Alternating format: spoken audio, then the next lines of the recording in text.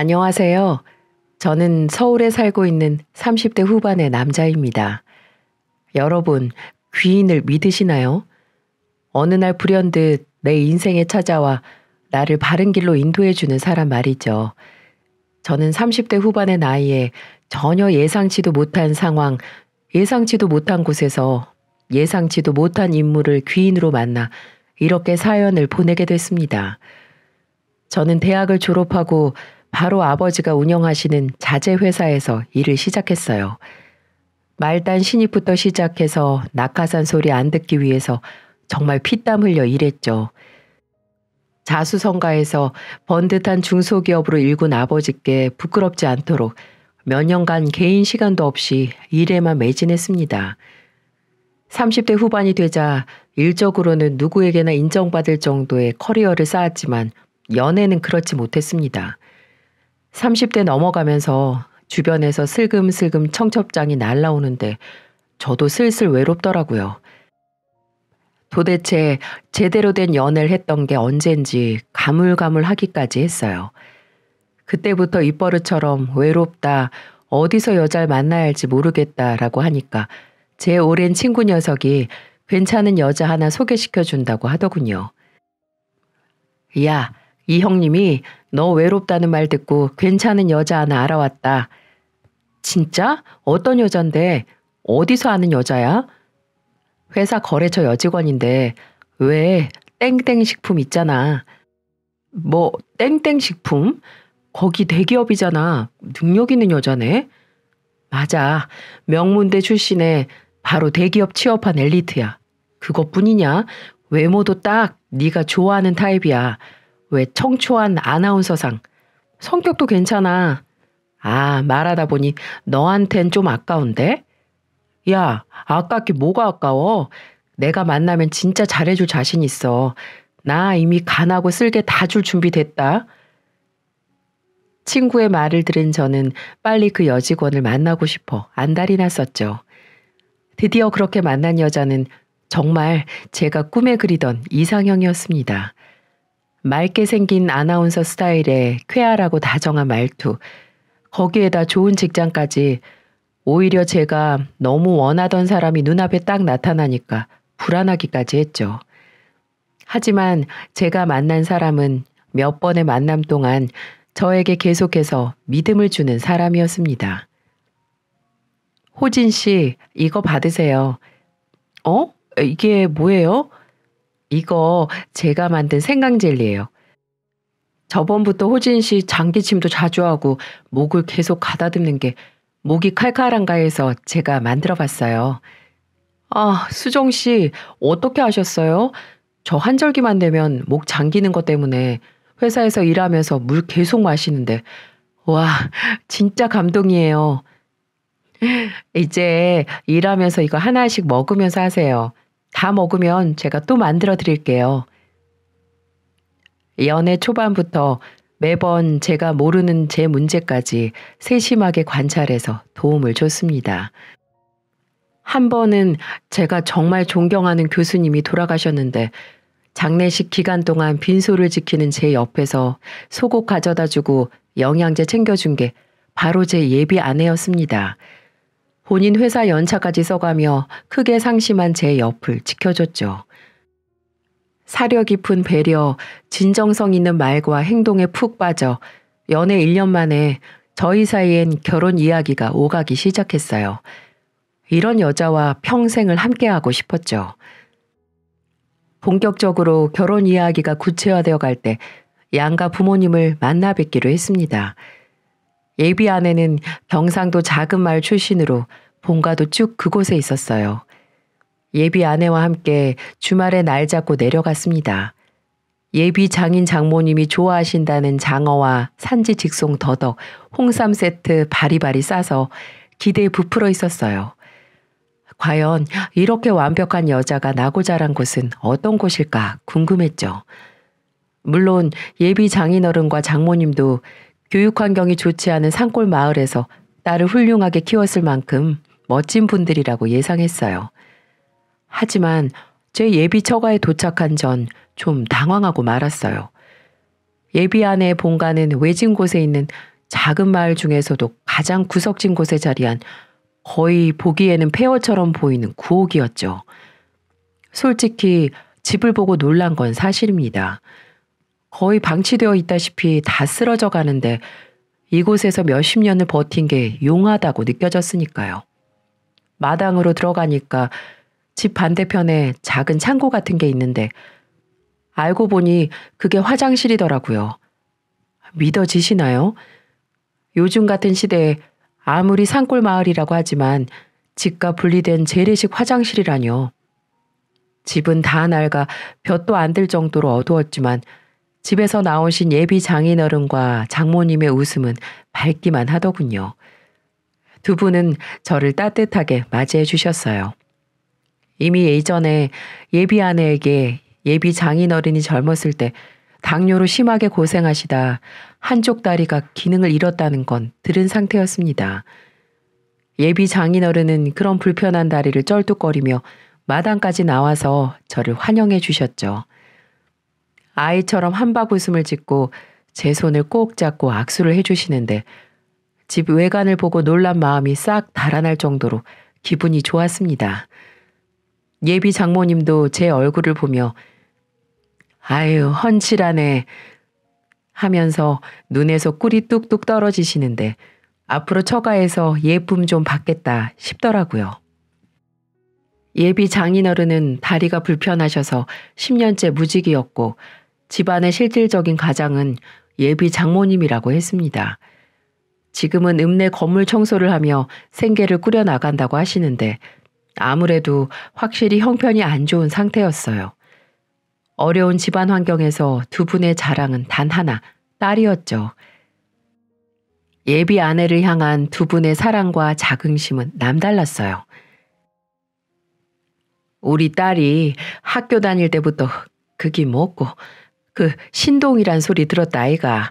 국민학교, 중학교, 고등학교까지 쭉 1등만 하다가 서울의 대학까지 턱하니 들어가니까 내 동네 여편 애들이 그렇게 배 아파했지. 아 엄마 언제 얘기를 하고 있어.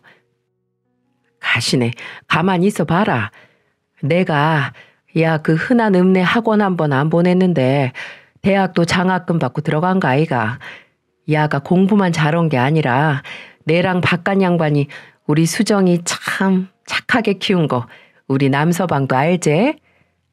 그럼요. 수정이 너무 착하고 다정한 거 너무 잘 알죠. 그래 우리 수정이 서울에 직장 얻어다가 매달 우리한테 꼬박꼬박 월급 절반을 보내주는 그런 아다. 내랑 이 양반한테 과분한 딸이제. 암만. 근께 우리 아가 얼라 때부터 그렇게 동네 할매들한테 잘했다. 할매들 평상에 모여 있으면 자가 어깨도 주무르고 앞에서 재롱도 피웠다 아이가. 남서방 밖에 우리 집 뒷간 봤제? 저것도 우리 수정이가 이번에 어머니 아버지 볼일 볼 때 편하라고 변기도 바꿔주기로 했다. 정말요? 진짜 대단하네요. 엄마, 딸 자랑 좀 그만해요. 나 얼굴 빨개져. 이 사람 밥 안 먹고 왔어. 배고프겠어요. 아이고, 내 정신 좀 봐라. 남서방, 괴기 좋아하나? 괴기. 내가 남서방 온다고 찜했는데. 아, 전 뭐든 잘 먹습니다. 예비 아내는 집안의 자랑이자 대들보, 개천에서 난 용이었습니다. 처음엔 어떻게 이렇게 열악한 환경에서 완벽한 예비 아내가 자랐을까 했어요. 환경 탓, 상황 탓 하나 없이 본인 인생 잘 개척한 예비 아내에게 존경심마저 생겼죠. 저보다 어린 사람이지만 보고 배울 게 많다고 생각했습니다. 또 예비 장인어른과 장모님을 뵙고 나니 이렇게 자식을 믿어주고 자랑스러워 해주는 부모님이기 때문에 예비 아내가 잘 자랐구나 싶었어요. 예비 아내의 소박함과 겸손함도 두 분에게서 물려받은 거라 생각했죠. 예비 아내는 꽤 높은 대기업 연봉으로 대학가 자치촌에 있는 7평도 안 되는 원룸에서 살고 있었거든요.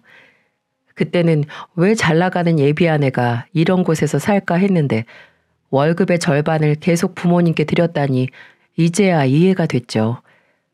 저는 어려서부터 지금까지 변함없이 부모님을 그렇게 살뜰히 모시는 예비아내의 심성에 또 한 번 반하게 됐습니다.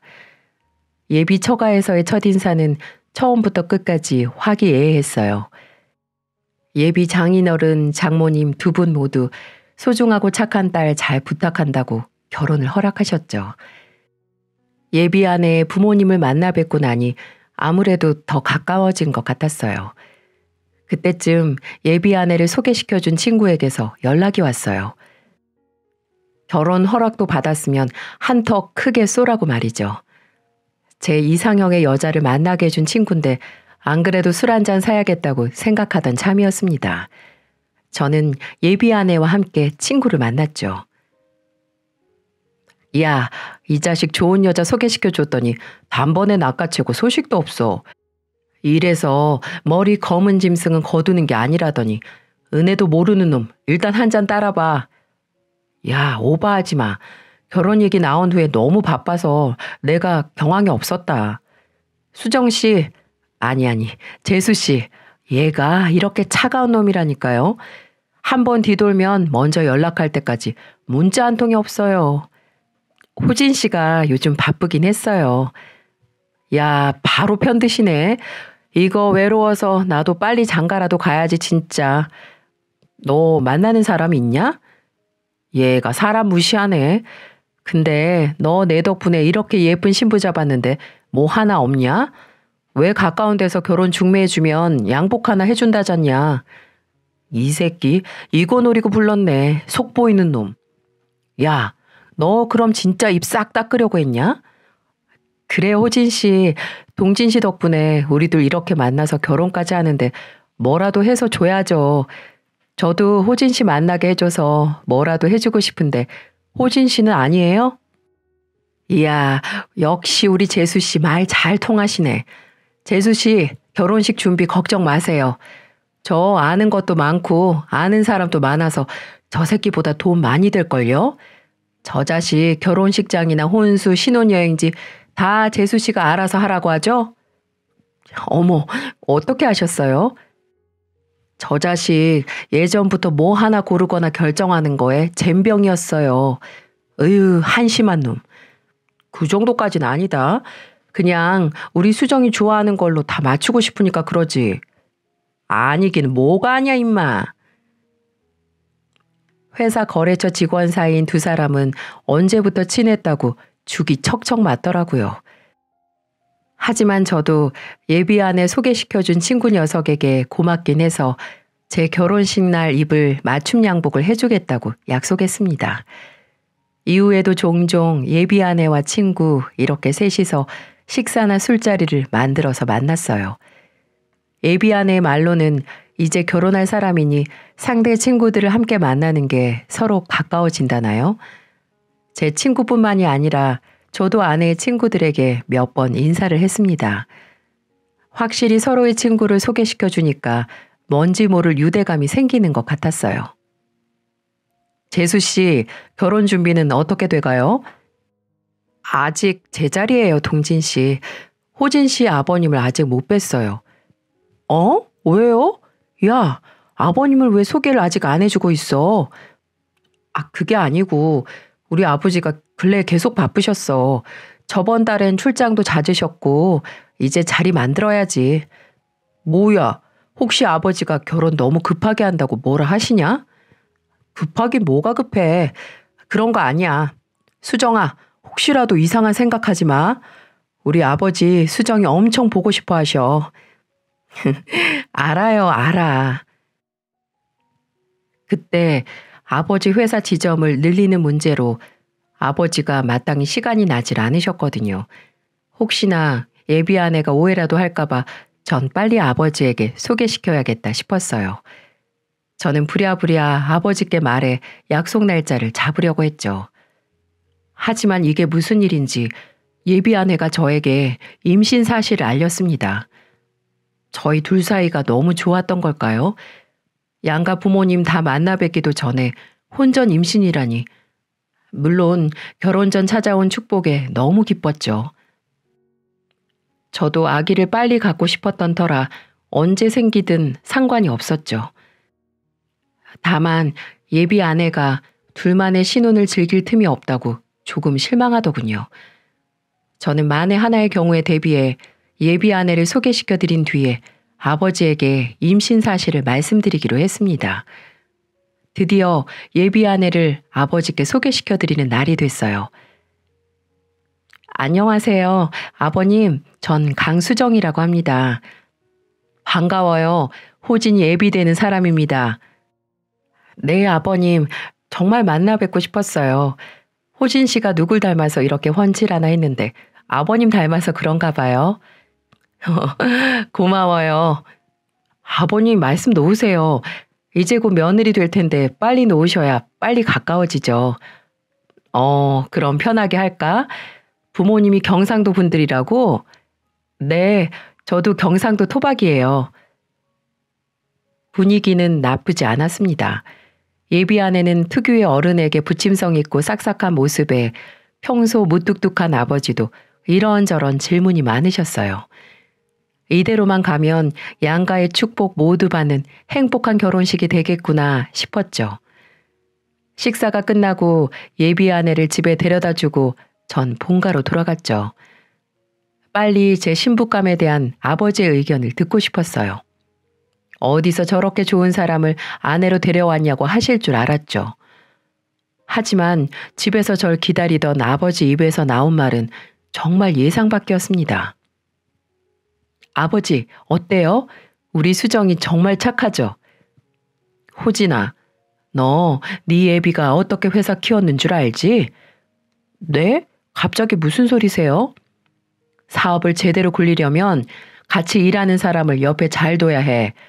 10년을 잘해도 중요한 순간에 뒤통수 치는 게 사람이고 안 당하려면 누가 내 옆에 있을 사람인지 잘 가려내야 하는 거야.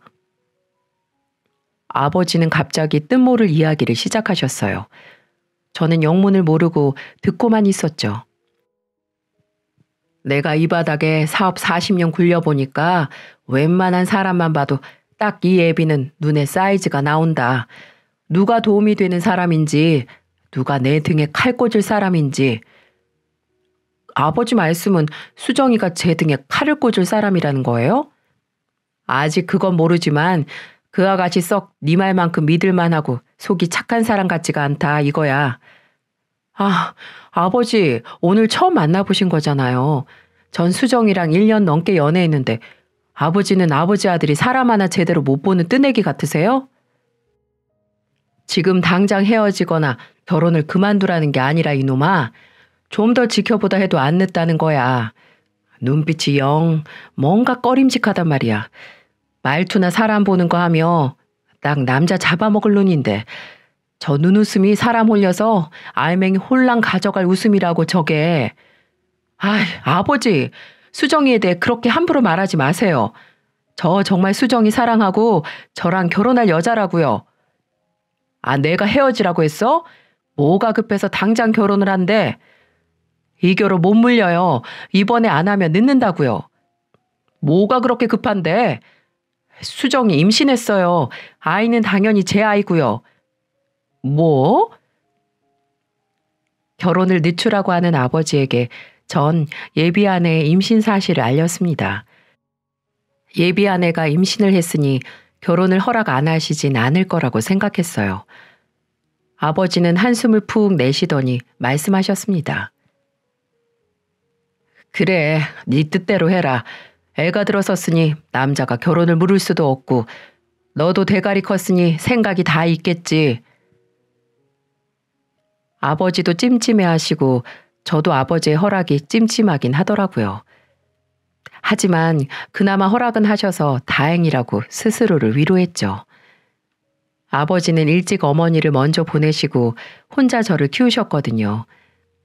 아무래도 하나뿐인 아들의 하나뿐인 가족이니 좀 예민해지시고 걱정이 많으실 거라 생각했죠. 양가의 결혼 허락을 모두 받았으니 저와 예비 아내는 결혼식 준비를 착착 해나갔습니다.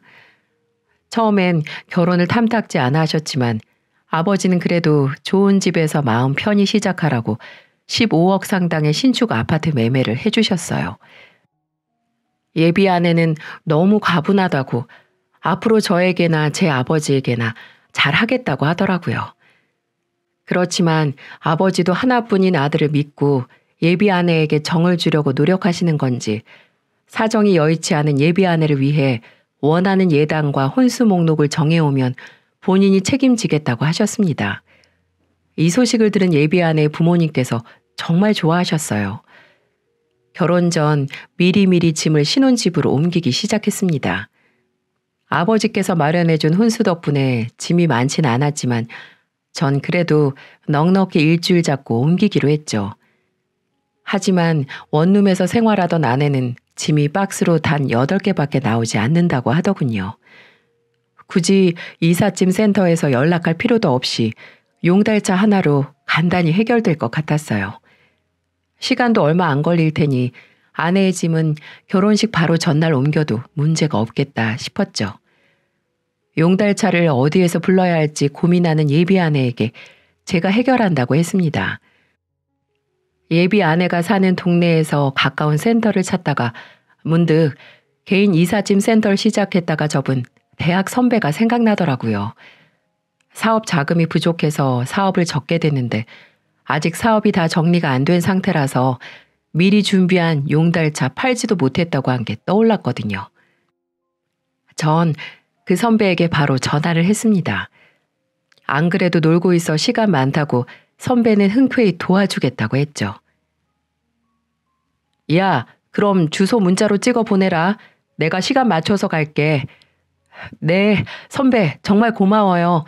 거기 주변에 마땅한 업체가 없어서 걱정했는데.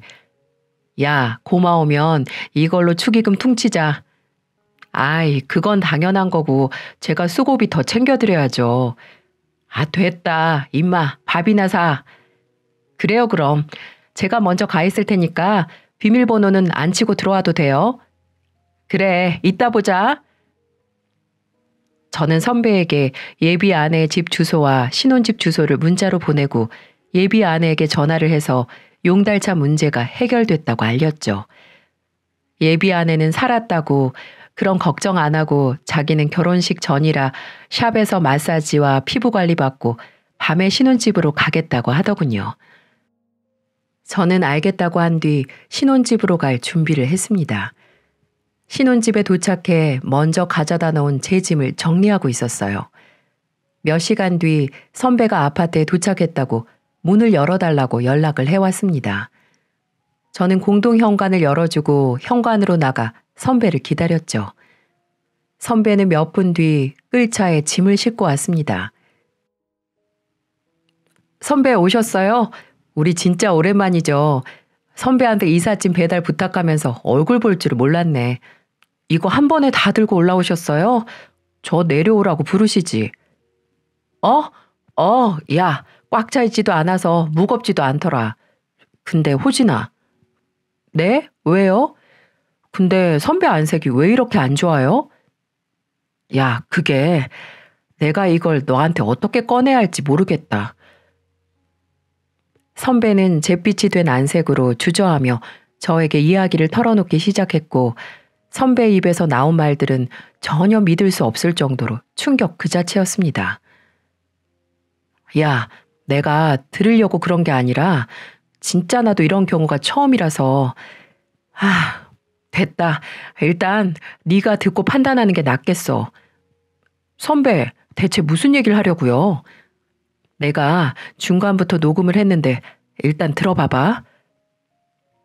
어리둥절한 제게 선배는 주머니에서 스마트폰을 꺼내 본인이 녹음했다는 걸 들려주었어요. 그래, 다 버렸어, 다. 나 옷도 절반은 버린 것 같아. 야, 이제 마음껏 진짜 잘 살 수 있는 집안에 시집 가는데 뭐하러 그동안 샀던 짝퉁을 들고 가니? 죄다 처분하니까 내 속이 다 시원하다 얘. 짐이 팍 줄어서 편하겠어. 이제 옷장에 전부 백화점에서 산 진짜 배기들로 꽉꽉 채워야지. 아니야, 야. 내가 사달라는 거 다 사줘 진짜. 이번에 제대로 잡았어. 나한테 껌뻑 죽는다니까. 그래, 야 말도 마. 이번에 들어가는 신혼집이 15억짜리다. 15억. 신축 건물이라서 이제 몇 년 사이에 20억, 30억으로 확 오를지 누가 알아. 그거 이제 이혼하면 절반은 다 내 거야, 내 거. 아, 진짜 호구 제대로 잡았다니까. 어? 야, 그래도 3년은 살아야 하지 않겠니? 그동안 죽은 듯이 조용히 있어야지. 어머, 얘 말하는 것 좀 봐. 그러게 누가 멍청하게 사람 보는 눈도 없으래? 다 자업자득이야. 그 사람이 용달 불렀으니까 뭐 조금 있으면 오겠지. 거봐, 다 해준다니까. 나 손 하나 깜짝 안 해도 돼. 이게 대체 무슨 소린 거죠? 선배가 틀은 녹음에서 흘러나오는 목소리는 분명히 얼마 후 저랑 결혼할 예비 아내의 목소리였습니다. 저는 호구 잡았다라고 깔깔거리면서 말하는 목소리에 정신이 아득해졌습니다. 멍하니 지금 저에게 벌어진 일이 대체 무슨 일인지 이해하려고 애쓰는 도중 앞에 있던 선배의 목소리가 저를 깨웠습니다. 네가 알려준 주소로 가보니까 현관문이 열려있더라고. 너한테서 용달 보냈다고 듣고 일부러 열어놓은 것 같은데 내가 들어가는지도 모르고 통화하면서 떠들고 있더라. 처음에 들어갔을 때 물건 다 버리고 갈 거다. 호구 아버지가 혼수도 싹 다 넣어줘서 너무 편하다. 이 소리가 들리는데 이거 녹음해서 너한테 들려줘야겠더라고. 이게 무슨 일이냐 진짜? 이 여자 너하고 결혼하고 나서 일부러 이혼한 다음에 재산 빼돌리려고 했던 거 맞지? 일단 그 여자 통화 끝날 때쯤 들어간 척 아무렇지 않게 행동하긴 했는데 내가 거기서 따질 수도 없는 노릇이고 야, 이거 당장 결혼식이 내일이라도 엎어야지. 아니 오늘이라도 엎어야 할 문제다 호진아. 선배, 저 그 음성 파일 좀 보내주실래요? 그리고 정말 죄송하지만 이 짐들 그 집에 도로 가져다 놔주세요. 죄송해요. 헛고생 시켜서 제가 그 집 비밀번호 드릴게요. 그래. 나한테 미안할 필요 없어. 이 정도는 당연하지. 전 일단 선배에게 녹음 파일을 받았습니다. 그리고 선배에겐 고맙다고 하고 일단 이 일은 비밀로 해달라고 내가 해결하겠다고 말한 뒤에 보냈어요. 그리고 예비 아내, 아니 그년에게 문자를 보냈습니다. 오늘 몸 상태가 영 안 좋으니까 오늘은 내 자취방 가서 일찍 잘게. 그리고 결혼 전에 신랑이 신부 보면 부정 탄다더라. 너도 오늘은 일찍 쉬고 내일 결혼식장에서 보자. 라고 말이죠. 정말 제 운명의 여자라고 생각한 사람이 알고 보니 저에게서 한몫 단단히 챙기기 위해 모든 걸 연기한 가증스런 인간 이하의 물건이라니 불현듯 아버지가 맞았구나 싶었습니다. 아버지의 촉이 확실하게 맞았던 거죠. 이래서 부모가 말리는 결혼은 하지 말라는 건가요? 전 그년과 새로 시작하려고 했던 신혼집에 덩그러니 서 있었습니다. 당장 내일이었어요. 내일 그년과 전 결혼식장에 들어가 수백 명의 사람들 앞에서 혼인서약을 할 예정이었단 말입니다. 눈앞이 깜깜해지더군요. 이걸 어디서부터 어디까지 해결해야 하나. 이 결혼을 취소해야 하는 거겠지? 하고 머리가 띵하고 아팠습니다. 그 순간 제가 있는 신혼집을 쭉 눈으로 훑었어요. 그년이 고른 바닥자재와 벽지로 싹 다 리모델링을 끝내 깔끔한 집안 내부와 그곳을 채운 최신식 가전제품들. 그걸 보니 거짓말처럼 다 정리가 되더군요. 내가 저한테 어떻게 했는데 우리 아버지가 아들만 믿고 저를 위해 몇십억짜리 신혼집을 내주고 지가 원하는 혼수로 꽉 다 채워줬는데 내 뒤통수를 치고 이 집 절반을 가져가려고 해? 전 배신감에 온몸이 부들부들 떨렸고 당장 아버지를 만나기 위해 본가로 갔습니다. 결혼 전날 밤에 자신을 찾아온 아들을 본 아버지는 영문 모를 표정을 지으셨지만 제가 울분에 차 설명하는 걸 듣고 크게 노여워하셨어요. 그래도 식 올리고 혼인신고하기 전에 알아서 다행이라고 저를 위로해 주셨죠. 아버지는 당장이라도 그년에게 달려가려고 하셨지만 전 말렸습니다. 사람을 잘못 본 것도 저고 그년을 가족으로 받아들이려고 한 것도 저니까요.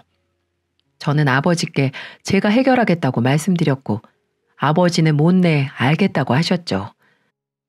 저는 아버지께 내일 결혼식에 저희 쪽으로 오기로 했던 사람들에게 결혼식이 취소됐다는 연락을 돌려달라고 부탁했습니다. 아버지는 늦은 밤 하객 명단을 옆구리에 끼고 결혼식에 초대한 지인 친척들에게 쉼없이 문자를 보내고 또 전화를 하셨죠. 아버지에게 정말 면목이 없었지만 아버지는 아들 잡아먹을 뻔한 불엿이 떨어뜨릴 수 있다면 뭐든 다 하겠다고 하셨어요. 저는 결혼 없는 결혼식 전날 뜬 눈으로 밤을 지샜습니다. 나와 나를 믿어준 아버지를 모욕한 그년에게 제대로 복수를 하기 위해서요. 그때 선배에게서 전화가 한 통 오더라고요. 네, 선배. 짐 도로 잘 가져다 놨다고 말하려고. 그리고 너무 낙심하지 말고 일 잘 해결해라, 임마. 근데 너 혹시 아직 동진이랑 연락하냐? 동진이요? 네, 그런데요. 너 그럼 그 여자가 동진이 전 여친인 것도 알고 있었어? 네? 아니, 전 여친인지 아직도 사귀는 건지도 모르겠다. 내가 어제 그 여자 얼굴 보고 어디서 본 것 같긴 했거든. 지금 생각해보니까 몇 년 전에 동진이가 나한테 여친이라고 사진 보여줬던 게 생각나는 거야. 근데 내가 너랑 동진이가 대학 때부터 친한 친구인 걸 아는데 네가 동진이 전 여친이랑 결혼까지 한다고 하진 않을 거 아니야. 너 동진이 만나서 제대로 한번 물어봐. 그때 듣기론 그 여자 대기업 다니는 것도 아니야. 네일아트 가게 차린다고 했던 것 같은데. 미치겠네. 그러고 보니 제가 왜 진작 그 생각을 못했을까요? 동진이 그 새끼가 소개시켜준 여잔데 그 새끼한테 먼저 물어봤어야 했습니다. 너무 많은 일이 하루 만에 일어난 거라 그 새끼한테 연락할 틈조차 없었네요. 근데 여친이라고요? 이제야 퍼즐이 딱 맞춰졌습니다. 그년에겐 공범이 있었던 거고 그게 제 친구라는 새끼였던 거죠. 두 년놈들이 저 하나 호구 만들어서 한몫 단단히 챙기려고 했던 겁니다. 그럼 답 나오는 거죠. 전 그년 뱃속의 아이 아버지가 내가 아닐 수도 있다는 의심을 품었습니다. 저는 선배에게 말해줘서 고맙다고 내일 결혼식은 취소니까 안 와도 된다고 말하고는 전화를 끊었어요. 제가 복수해야 할 상대는 2명으로 늘어났습니다. 아버지에게 말해서 그 친구 새끼에겐 결혼식 취소 문자를 보내지 않았죠. 전 결혼식 당일 예정된 예식 3시간 전에 결혼식장에 도착했습니다. 식장 측에 계약금의 30%를 더 지불할 테니 제가 만든 계획대로 식을 진행해달라고 부탁했어요. 저는 그 정도로 절박했습니다. 식장에 피해가 안 가도록 하겠다는 제 간곡한 부탁과 30%라는 웃돈에 직원들은 당황하는가 싶더니 금방 알겠다고 했죠. 저는 직원에게 선배에게서 받은 녹음 파일을 건네준 뒤 결혼식은 예정대로 진행하라는 말과 꼭 예식 과정을 동영상으로 찍어달라고 했어요. 그리고 1층으로 내려가 그년 측으로 올 하객들을 기다렸어요. 결혼식 1시간 전 저 멀리서 관광버스가 오는 게 보였습니다. 먼 곳에서 동네 사람들이 단체로 오느라 버스를 대절했다고 그년한테서 들었어요. 저 수십 명의 사람들 앞에서 그년에게 개망신을 줄 생각이었죠. 버스에서 내리는 사람들 속엔 제 예비 장인 장모가 되실 뻔했던 2분도 보이더군요. 그년 아버지는 지팡이를 짚고 힘겹게 오시는데 2분에게 나쁜 감정은 없지만 딸 자식 인성 잘못 키운 죄값이라고 생각하셔야겠죠. 식장에 입장하는 사람들은 점점 어리둥절한 표정을 짓더군요. 넓은 예식장에 사람이라곤 신부 측 하객뿐이니 의아했겠죠. 예비 장인 장모님도 2분만 식장 도우미의 안내를 받아 하객을 맞이하는 입구에 멀뚱히 서 계셨어요. 여기저기 두리번거리며 저와 제 아버지를 찾는 것 같았는데 식장 도우미들에게 물어봐도 답을 안 해주니까 별 수 있나요? 식장으로 들어서는 제 친구 새끼도 보이는데 중매값이라고 제가 해준 새 양복 입고 들어오더군요. 저는 속으로 그 옷이 네 놈의 수이다, 이 새끼야 라고 되뇌었죠. 도우미들은 제가 말한 대로 신부 측 사람들이 무슨 일이냐, 사람이 왜 이것밖에 없냐고 신랑은 어디 갔냐라고 물으면 식장 측도 아는 게 없고 결혼식은 정상적으로 진행될 테니 걱정 말라는 말만 기계처럼 내뱉을 뿐이었죠. 결혼식 시간이 다가올수록 사람들은 크게 웅성거리기 시작했어요. 아니 뭐야? 사람이 왜 이것뿐이야? 남편 아버지가 사업한다고 하객이 어마어마할 거라고 하더니만. 그러게 이렇게 휑한데 결혼식을 하긴 하는 거야? 거참 식장에 우리 마을 사람들만 다 있는 것 같네. 수정 엄마 이거 결혼식 하는 거 맞아? 점점 전염병처럼 동요하는 그년 측 하객들은 그년 부모님에게 따지기 시작했어요. 그녀는 신부 대기실에 있어서 이 사실을 전혀 모르고 있겠죠. 식장 도우미들은 제 지시대로 예식장 홀에 모여있던 사람들을 결혼식이 시작할 테니 식장으로 들어가 착석하게 했습니다. 사람들은 하나 둘 이래도 되나 싶은 표정으로 자리에 앉았죠.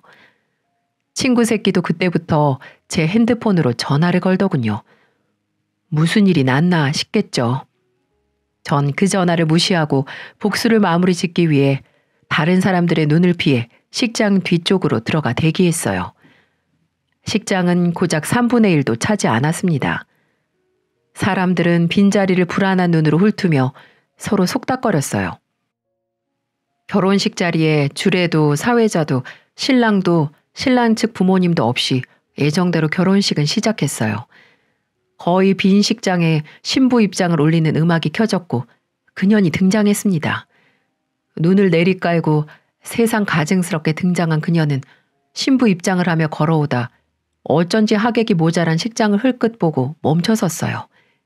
그때 그래 다 버렸어 다. 나 옷도 절반은 버린 것 같아. 야 이제 마음껏 진짜 잘 살 수 있는 집안에 시집 가는데 뭐하러 그동안 샀던 짝퉁을 들고 가니? 예식장에 그년이 통화했던 내용이 음악 대신에 울려 퍼졌습니다. 식장은 한순간에 아수라장이 되어버렸죠. 아니 이게 뭐야? 이거 수정이 목소리 아니야? 뭐 호구? 수정이 남편이 호구라는 얘기야?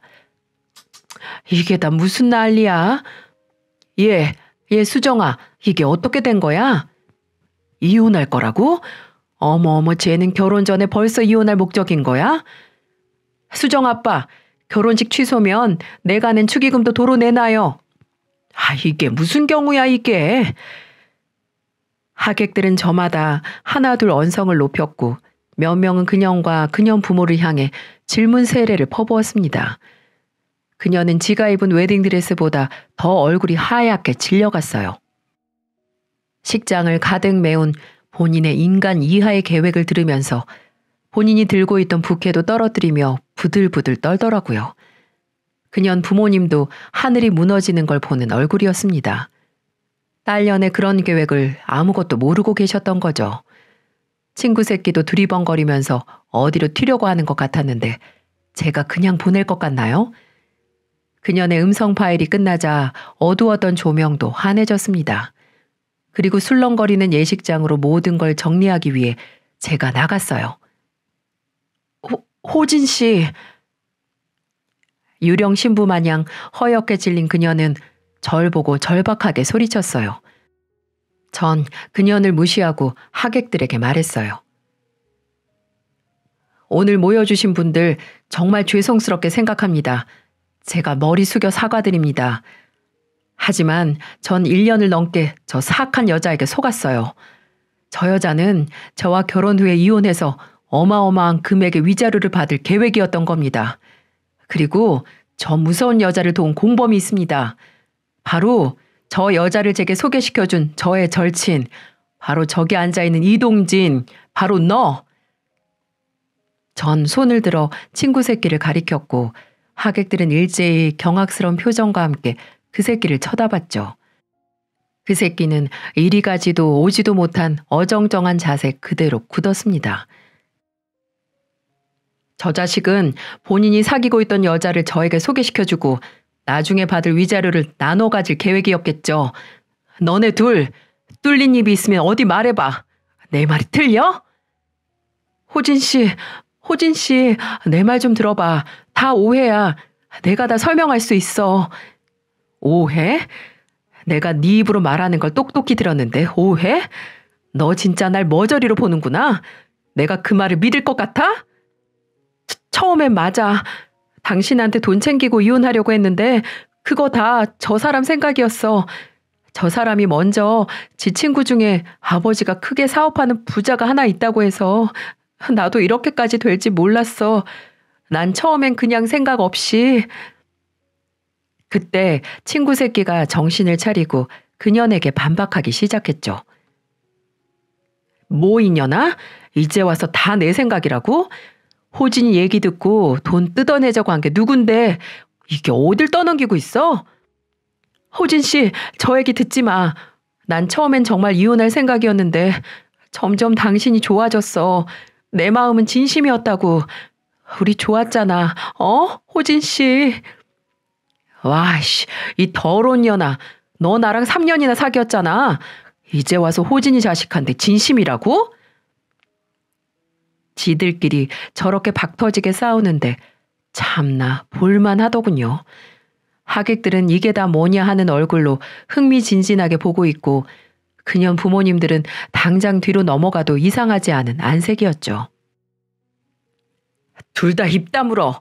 강수정 너 명문대 졸업도 대기업 다닌다는 것도 다 거짓말이었지? 너 내가 들은 게 있으니까 똑똑히 말해. 맞아. 근데 저 사람 동진 씨가 시킨 거야 그것도. 야, 신나서 그 회사 사원직 위조한 게 누군데? 그래.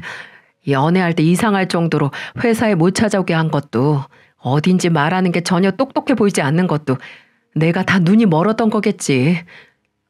호진아, 내가 잘못했다. 나도 일이 이 지경까지 올지 몰랐어. 제가 부추기지만 않았으면 나도 안 했을 거야. 맹세해. 내가 먹고 살기 너무 힘들어서 그랬어. 나 한 번만 봐주라. 너랑 내가 몇 년직이냐 친구야. 제발. 친구 새끼는 억지 눈물을 쥐어짜며 식장 바닥에 무릎을 꿇더군요. 그 모습에 연민은커녕 더 화만 났습니다. 넌 몇 년지기 친구를 속여서 등쳐먹는 게 말이 된다고 생각하냐? 됐고 너희 년놈들 다 콩밥 먹을 준비를 하든지 나한테 피해 보상 금액을 주던지 준비나 해라. 뭐? 호진 씨 그게 무슨... 설마 내가 가만히 있을 거라고 생각하진 않았겠지? 나 너네 둘한테 혼인빙자 사기죄로 고소할 테니까 그렇게 알아.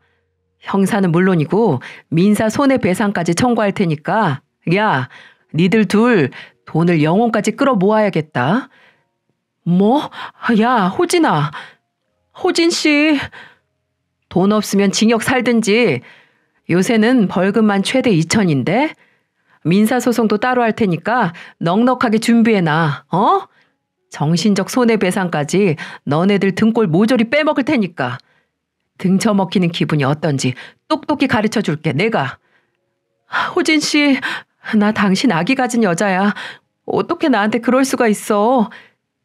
아, 그건 유전자 검사는 하고 나서 말해. 진짜 그 뱃속에 있는 애가 내 애면 그때 말하라고. 근데 명심해. 만일 내 애가 아니면 넌 추가로 친자 소송으로 고소당할 줄 알아. 알아들어? 전 그 말을 마지막으로 예식장을 박차고 나왔습니다. 그녀는 웨딩드레스를 질질 끌고 식장 밖까지 절 쫓아나오더라고요. 그 더러운 손으로 잡고 매달리기에 뺨 한 대 후려쳤습니다. 바닥에 주저앉아 엉엉 우는 모습 무심하게 한번 봐주고 나왔네요. 1년을 넘게 머저리처럼 속아 까맣게 썩었던 속이 다 뻥하고 뚫렸습니다. 저는 복수의 승리를 자축하며 빠르게 그 년놈들에게 혼인빙자 사기를 비롯한 총 3개의 소송을 시작했어요. 어디서 장기를 팔던 빚을 지든 끝까지 돈을 받아낼 생각이었죠. 저에게 있는 그년의 통화 녹음과 결혼식장 녹화 영상으로 그 두 년놈의 사기 행각이 모두 입증됐고 사기로 취득한 재산이 있다는 것도 입증했죠. 두 연놈은 소송 끝에 정신적 손해배상으로 제게 위자료를 줘야 한다고 법원에 판결을 받았습니다. 제가 받은 정신적 고통에 비해서 한없이 작은 금액이지만 그 둔 연놈을 괴롭게 하기엔 충분했죠. 정말 우스운 건 그년이 포기를 모르고 진짜 친자검사를 했다는 거예요. 제 애라면 그걸 빌미로 다시 엮어보려는 거겠죠. 하지만 유전자 검사 결과 아이는 제 아이가 아니었습니다. 심지어 제 친구 새끼 아이도 아니었죠. 그년에게 제 3의 남자가 있었던 겁니다. 여러분, 믿어지시나요? 정말 끝도 없이 가지가지 아닌가요? 그녀는 친구 새끼에게도 버림받고 고향으로 돌아가 미혼모로 비참하게 살고 있다고 합니다. 그 난리를 다 보신 그녀 부모님은 차마 그녀를 내치지는 못하신 거겠죠. 그래도 평생 딸 자식 착하다고 믿고 살아오셨을 텐데. 아휴, 친구 새끼의 소식은 전혀 들리지 않습니다. 대학 동창들에게 소문이 나서 연이란 연은 죄다 끊겼다고 하네요. 주변 사람들 다 잃게 된 거죠. 뭐 자업자득 아니겠습니까? 시간이 얼추 지난 지금도 혹시 내가 그년 이삿짐을 선배에게 부탁하지 않았으면 어떻게 됐을까? 이 생각을 하면 오금이 다 저려오네요. 만약 그 선배가 그년 통화하는 소리를 녹음하지 못했다면 전 결혼 후 몇 년 뒤 이혼당해 위자료만 뺏겨 세상 불쌍한 인간이 되어 있었겠죠. 진짜 천운이 도왔고 그 선배가 제 인생을 살린 겁니다. 이후로 귀인의 존재를 믿게 되었어요. 인간은 누구나 인생을 구원할 정도의 커다란 도움을 남에게 받는다고 하네요. 그리고 도움을 받아 구사일생했으면 그 은혜를 갚을 줄 알아야 하고 나눠야 한다고 생각했어요. 도움만 받고 입을 싹 씻기엔 너무 모렴치한 거 아니겠어요? 이렇게 입을 닦아버리면 또 올 수 있는 행운을 발로 차버리는 짓이죠. 전 작은 부족으로 사업을 접은 그 선배에게 투자하기로 했어요. 선배, 나 진짜 선배 덕분에 살았어요. 정말 고마워요. 선배는 내 귀인이라니까요. 야, 그만해라. 나도 우연찮게 들은 건데 밥이나 사, 밥이나. 아니, 그 정도는 부족해요.